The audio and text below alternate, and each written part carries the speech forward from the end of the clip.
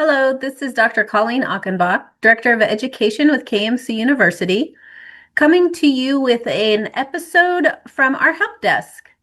We have been getting a lot of questions recently related to payment plans, prepays, memberships, and all things about how can we charge our patients.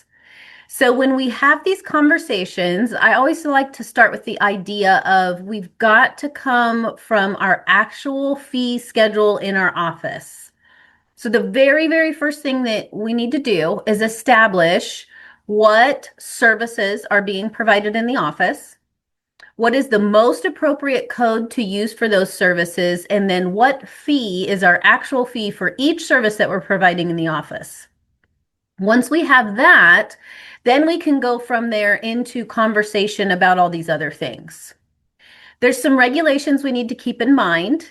When we're talking about prepays, we always need to check with your state and whether they allow prepays or not. And if they do they require an escrow account to be established so that the money can be held inside of that account and available should the patient ever request a refund. So that's something that's very important to understand and know if that's a requirement for your state. So now that we've got those things in place and we know what we can and can't do, that brings us to more of this idea of a package or a membership. So we need to remember that there is always an allowed time of service discount that can be applied. It's meant to be about a 5 to 15% off of the time of service of your actual fee.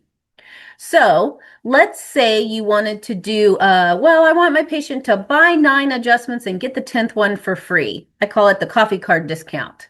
Well, we don't want to say it like that. But what we could say is if you buy 10 visits, we can give you a time of service discount to prepay for those of 10%, for example, making each visit a particular amount that's discounted. Right?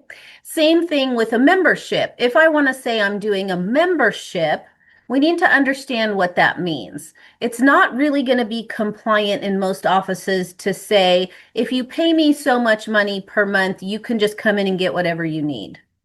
The problem with that is that we cannot account for how much each service costs and show that it does have a compliant discount attached to it.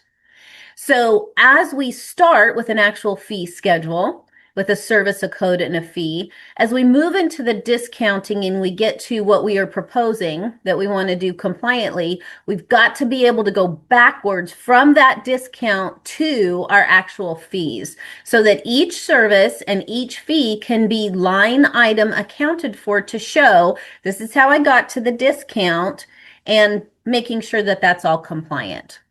So if we wanted to set something up, in some kind of a membership thing where we are defining out exactly what services that includes within a month, and we can account for each one and then show how we might be applying that discount, that could be something that would work. And again, this is all going to be very customizable to each practice. Every practice is set up a little bit differently. It's dependent on, are you heavily into insurance? Are you enrolled in Medicare? What are your state regulations? So it's really important that in these situations where we're trying to figure this out, that you reach out to somebody like KMC University and maybe do one of our services that's an analysis services, such as a fee analysis, or do a consultation with us just to have the conversation, bounce your ideas around, and then we can kind of give you some guardrails of what could you do or what you really shouldn't be doing. So don't be shy about reaching out. That's what we're here for. We have these conversations all the time, and it can get a little bit frustrating or confusing, but those are some basic ideas and concepts to keep in mind as you're thinking about these things.